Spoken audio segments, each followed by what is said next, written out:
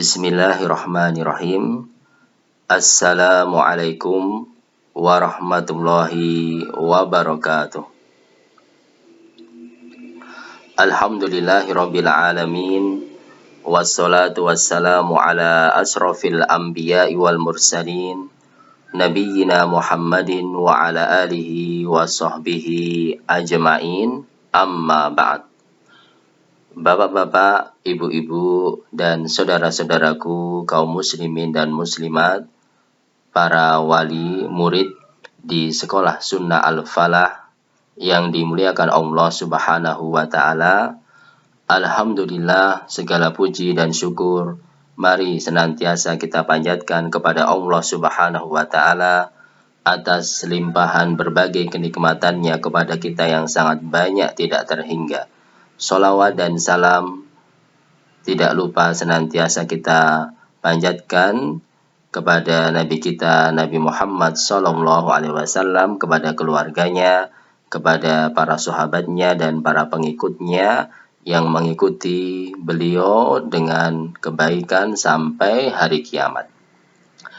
Ya, bapak-bapak, ibu-ibu, dan saudara-saudaraku para wali murid di Sekolah Sunnah Al-Falah yang dimuliakan Allah Subhanahu wa Ta'ala, pada kesempatan yang berbahagia ini kita insya Allah akan membahas buku Panduan Pendidikan Anak Islam.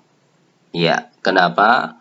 Karena pendidikan putra-putri kita, pendidikan buah hati kita itu memerlukan panduan, memerlukan ilmu, memerlukan tuntunan dari syariat, dari Allah Subhanahu wa Ta'ala, dan juga dari Rasulullah Sallallahu Alaihi Wasallam. Mari kita kaji bersama, mari kita bahas bersama bagaimana panduan dan tuntunannya. Ya, di dalam buku ini, ya, di dalam buku bagian yang pertama ini terdapat dua bab, ya. Bab yang pertama membahas tentang pendahuluan pendidikan anak. Kemudian di situ ada 5 pembahasan. Kemudian bab yang kedua berkaitan dengan bekal yang harus dimiliki orang tua dan guru. Ada 2 pembahasan. Ya. Kita masuk kepada bab yang pertama, pendahuluan pendidikan anak. Ada 5 pembahasan. Yang pertama, definisi pendidikan anak. Yang kedua, penanggung jawab pendidikan anak. Yang ketiga, pendidikan sebagai upaya memelihara fitrah anak. Yang keempat, visi tujuan pendidikan anak. Yang kelima, keutamaan mendidik putra-putri kita. Ya, kita masuk kepada bab yang pertama, pendahuluan. Definisi pendidikan anak. Ya, di dalam Islam, istilah pendidikan disebut dengan ta'lim dan tarbiyah. Secara bahasa, tarbiyah berasal dari kata robba yurobbi tarbiyatan, yang artinya memelihara sesuatu. Sedangkan arti tarbiyah, pendidikan secara istilah di dalam syariat Islam adalah insya'u syai'i halan fahalan ila haddit tamami. Insya'u syai', menumbuhkan sesuatu, halan fahalan, dengan melalui tahapan-tahapan, ila haddit tamam, menuju tujuan yang diinginkan.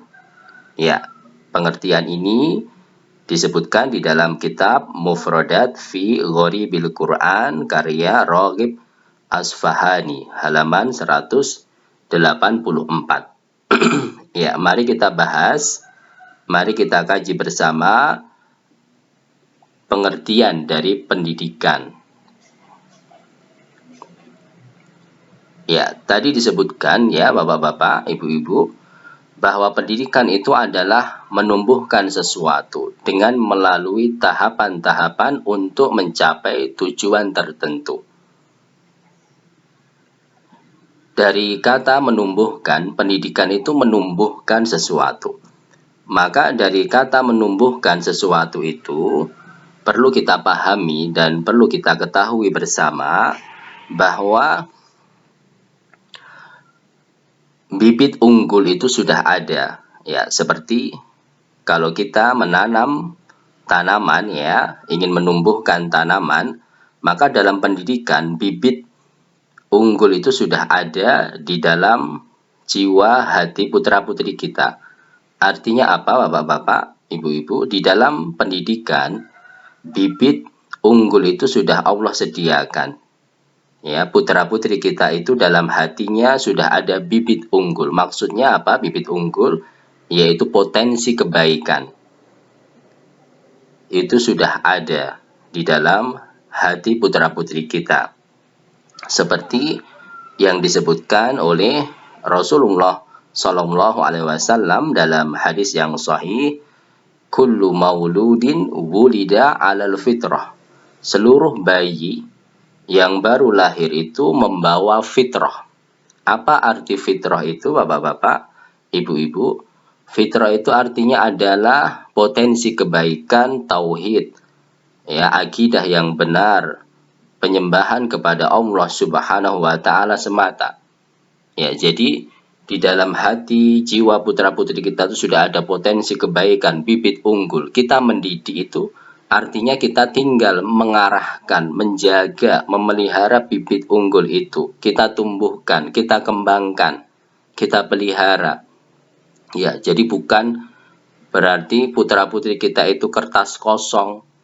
Kita mendidik itu dari nol, tidak ada dasar sama sekali, tidak ada bibit sama sekali, tidak. Tetapi pendidikan itu sudah Allah berikan bibit yang baik.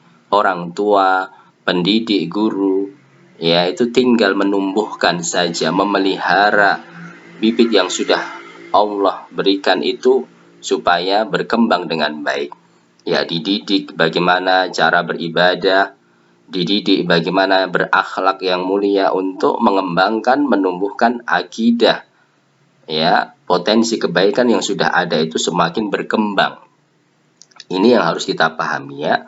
Sehingga pendidikan pengarahan kepada kebaikan itu lebih mudah daripada pengarahan kepada kejelekan karena bibitnya sudah bagus, bibitnya sudah unggul. Maka pengarahan pendidikan itu kepada kebaikan itu insya Allah lebih mudah daripada pengarahan kepada kejelekan.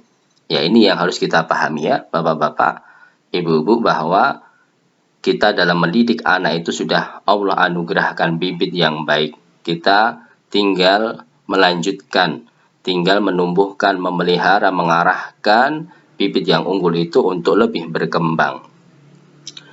Ya, kemudian juga dari kata menumbuhkan sesuatu itu menunjukkan kepada kita perlunya pengkondisian lingkungan yang baik. Ya, tanaman itu bisa tumbuh dengan baik itu kalau bibitnya sudah baik tadi, juga harus didukung dengan lingkungan yang baik pula, kondisi lingkungan yang baik. Tanahnya harus subur, kemudian air ya, ketersediaan air disiram dengan yang cukup, kemudian bagaimana sinar mataharinya, bagaimana pemupukannya ya, untuk menjamin tumbuhnya bibit tadi itu dengan baik, itu butuh lingkungan yang baik pula. Maka di dalam pendidikan pula kita Bapak-bapak, Ibu-ibu, dan juga guru di sekolah, kita harus berusaha mengkondisikan lingkungan yang baik bagi putra-putri kita agar pendidikan kita sukses setelah izin dari Allah Subhanahu wa taala adalah faktor yang utama yang menentukan keberhasilan pendidikan itu pengkondisian lingkungan yang baik. Lingkungan di rumah, kita berusaha mengkondisikan lingkungan rumah itu baik. Lingkungan di sekolah, kita berusaha memilih sekolah-sekolah yang baik, sekolah-sekolah sunnah yang diajarkan akidah yang benar, ibadah yang baik, akhlak yang mulia, lingkungan di tetangga, di lingkungan sekitar rumah juga harus kita kondisikan. Ya, kalau kita ingin misalnya putra-putri kita itu rajin sholat, ya maka ciptakan lingkungan yang mendukung anak kita rajin sholat. Orang tuanya di rumah rajin sholat, anak-anak teman-temannya di sekitar rumah juga dipilih anak-anak yang rajin sholat. Sekolah yang dipilih juga mengajarkan guru-gurunya, kurikulumnya, mengajarkan tentang sholat yang baik dan benar. Maka insya Allah dengan izin Allah, putra-putri kita akan menjadi anak yang rajin sholat karena lingkungannya yang mendukung. Dan seperti itu pula kalau kita ingin anak-anak kita menjadi penghafal Al-Quran, ya, maka ciptakan lingkungan yang mendukung hafalan Al-Quran di rumah. Orang tuanya rajin menghafal Al-Quran, teman-temannya juga semangat menghafal Al-Quran, sekolah para guru-gurunya juga punya kompetensi, punya kemampuan yang baik dalam hafalan, hafidhah, dan semangat menghafal Al-Quran, maka otomatis anak kita juga nanti akan menjadi penghafal Al-Quran, lingkungannya yang mendukung, seperti itu.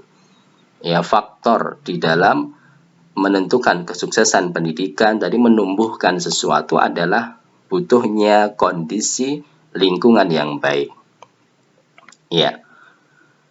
Kemudian bapak-bapak, ibu-ibu yang dimuliakan Allah Subhanahu wa taala, pendidikan itu menumbuhkan sesuatu dengan melalui tahapan-tahapan. Ya. Jadi pendidikan itu perlu tahapan, perlu proses, perlu waktu yang panjang dan lama. Artinya tidak bisa hasil itu langsung kita dapatkan secara instan, secara langsung. Tidak seperti itu dalam pendidikan, bapak-bapak, ibu-ibu. Perlu kesabaran, perlu ketelatenan, ya, dari orang tua dan guru. Ada kurikulum yang harus dilewati, ada tahapan-tahapan yang harus dijalani agar anak-anak kita sukses di dalam pendidikannya. Ya, perlu tahapan, perlu proses. Kita harus sabar melalui proses tahapan-tahapan tersebut. Kemudian pendidikan itu ada tujuannya. Tujuan yang diinginkan apa? Kalau pendidikan Islam itu tujuannya selaras dengan tujuan penciptaan manusia.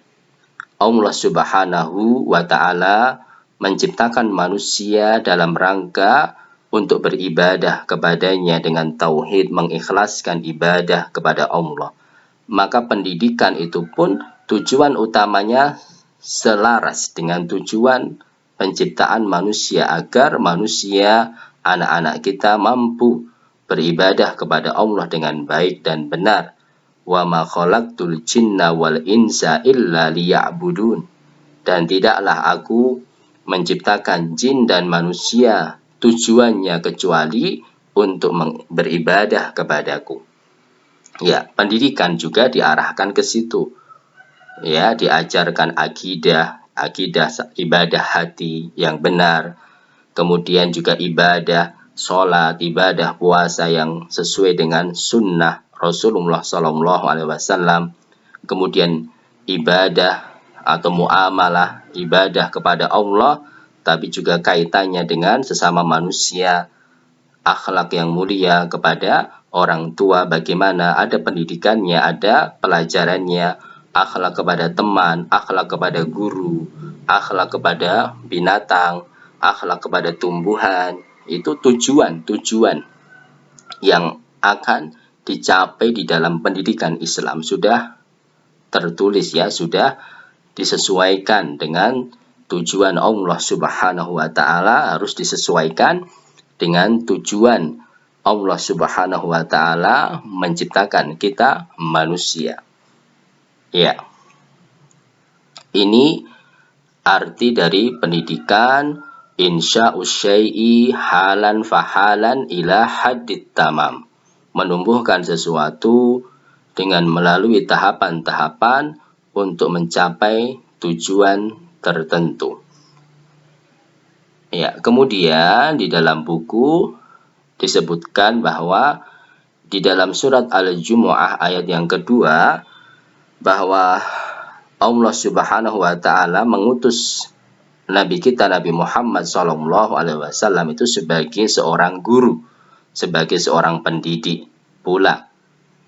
Ya, Allah Subhanahu wa taala berfirman, "Huwallazi ba'atsa fil ummiyina rasulam minhum yatlu 'alaihim ayatihi wa yuzakkihim wa yu'allimuhumul kitaba wal hikmah wa in kanu min qablu lafi dhalalim mubin."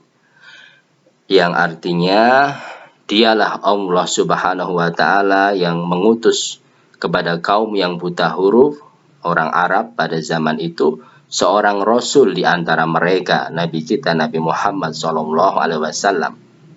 Yang tugasnya apa? Di sini ada 3. Yang pertama tugasnya yatlu alaihim ayatihi, membacakan ayat-ayat Allah kepada mereka. Yang kedua, yuzakkihim, mensucikan, membersihkan dosa-dosa kesyirikan, membersihkan dosa-dosa kemaksiatan yang ada di dalam hati mereka.